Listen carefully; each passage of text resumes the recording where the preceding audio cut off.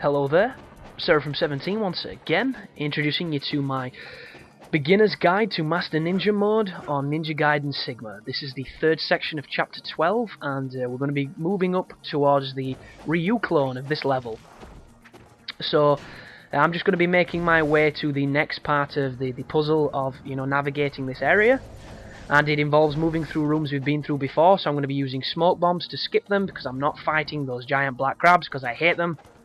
And I'm just going to be moving on as normal. And if anything crops up, I will explain it. I think this is going to drain the water once we do this, and as soon as you drop down into this bottom area, you want to charge your dabi, so that you can start using the UTs and chaining the essence to kill the sliding imps. So while this is happening, I'm going to talk a little bit more about Bleach that I got into in the last video, because I was on about the voice actors. And, the pretension of some people that are obsessed with the original Japanese, which is beyond me.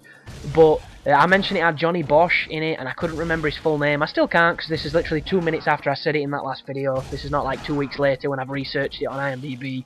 But there is a variety of good voice talent in it. You've got your classics like Wendy Lee, who is pretty famous in the whole voice casting world. She's done so many roles dating back to all sorts. She was in Ninja Scroll. She's famous for Faye Valentine in Cowboy Bebop. And there's a bunch of other voice actors that do a good job. The one thing that I would say, if you're following the English dub, which is kind of jarring, is there is a character called something ridiculous Sado. He's also known as Chad. His voice actor changed between like season 3 to 4, and I actually really liked his original actor because he was brooding and moody and he had a really unique voice, and they kind of changed him to some fucking downy guy who was just really dull. And yeah, I noticed it because I noticed these kind of things, which is pretty disheartening, because I hate it when they change the main characters' voices. Like Dragon Ball Z did it so many fucking times, depending on which version you watched. It was unbelievable. But this is the RYU clone. He's going to have a Dabi Laho as well, so he's going to do super power to you. You want to be real careful. As soon as the fight starts, if you throw shurikens at him, it stops him from shooting projectiles at you. You can close the distance and you can fight him. And general strategies for this fight is to dodge him twice like I just did then, by doing the guard cancel or the roll cancel when you block him, then unleash a combo of your own. If you don't start hitting him, stop the combo and get ready to block. If you do, finish it off. A couple of other techniques, you can try doing the Azuna drop. It does work, it's just he blocks it a hell of a lot. You can also guillotine throw him. Guillotine throw hurts like a motherfucker against this guy. All you need to be careful of is his Nimpo is really strong, and he will spam it on this difficulty because he starts getting really cheap towards the end. Like that. And sometimes, look at that, man. That was almost a perfect fight until he did that bullshit.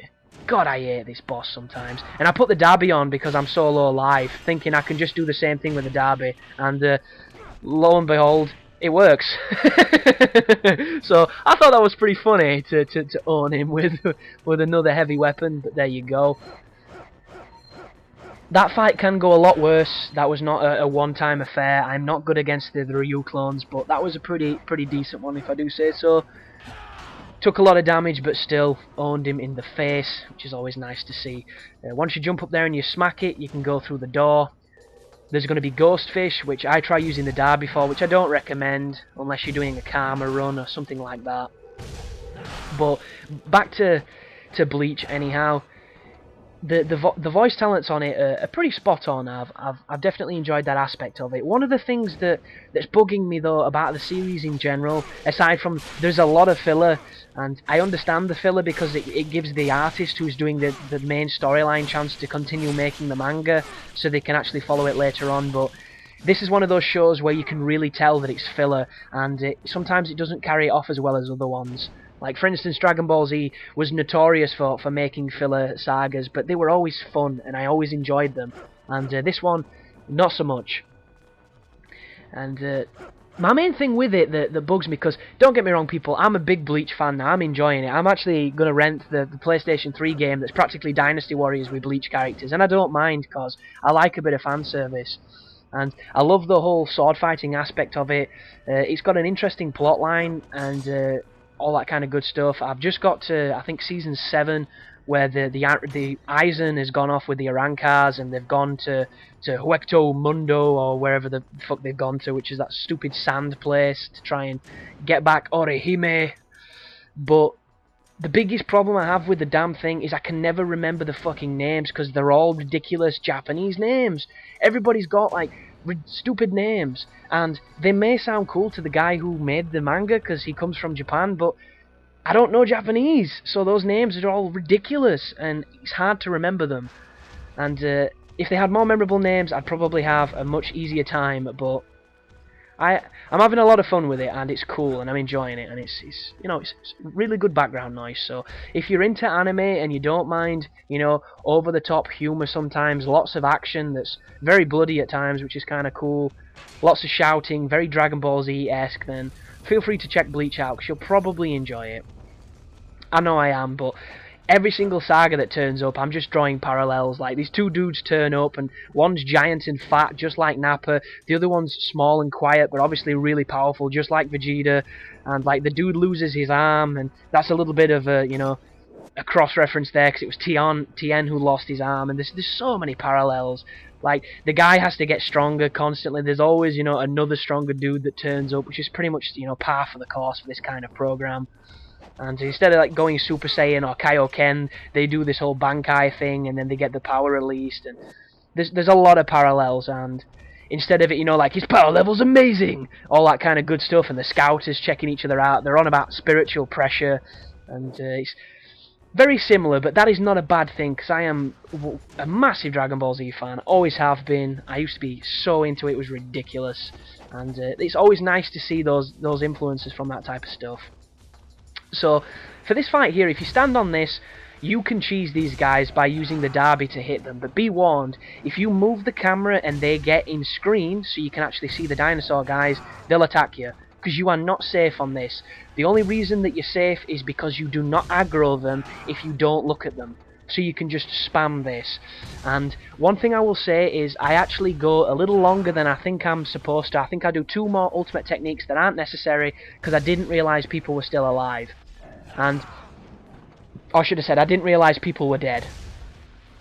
A way to avoid this is to throw shurikens. If RYU locks on, generally means that there's somebody still there. And if you're playing with the volume very high, you'll probably be able to hear them. I didn't have any volume on, so that's the reason why I couldn't hear them. But this is the safest way to kill this enemy, and you're going to go into the boss fight that follows this with full health.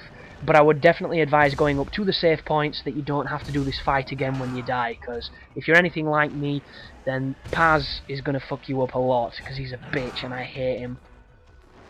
But just rinse and repeat. Also, if you pay attention, when these ogres get close to you, they shake the screen. It's very subtle, but you can see it if you know what to look for. And that's one way of telling that they're still alive. And this is actually a good opportunity as well to get comfortable fighting the ogres. And I say this because later on one of the last chapters, you're going to be going through the core rooms, and instead of taking on the imps and things, you take on a lot of ogres. And they're really close, they're really cheap, and it's a room I hate. I hate all the core rooms because, like I say, I am not a wizard at Ninja Gaiden. I'm just a dude that likes challenging games, and I think they're dead. Yeah, there you go. They're all dead. Could have sped that up, but I'm not a fan of speeding videos up. I'm really not. I'd rather just, you know, tastefully edit them. But gonna go all the way back up to the save point now and fuck up my jump. But see a gold scarab because I completely forgot about it. And the next video will be me taking on the boss. So you'll probably be hearing from me in that video because it's a rough one. But as usual, people, thanks for watching, thanks for listening. If you're new and you've just subscribed, you're a legend, and I'm glad to have you here. I need all the support I can get. And just keep doing what you're doing, people. Keep watching the videos, keep commenting, keep telling your friends. Just, you know, every single thing that somebody does, I am grateful for. I really am. But, yeah, you take care now.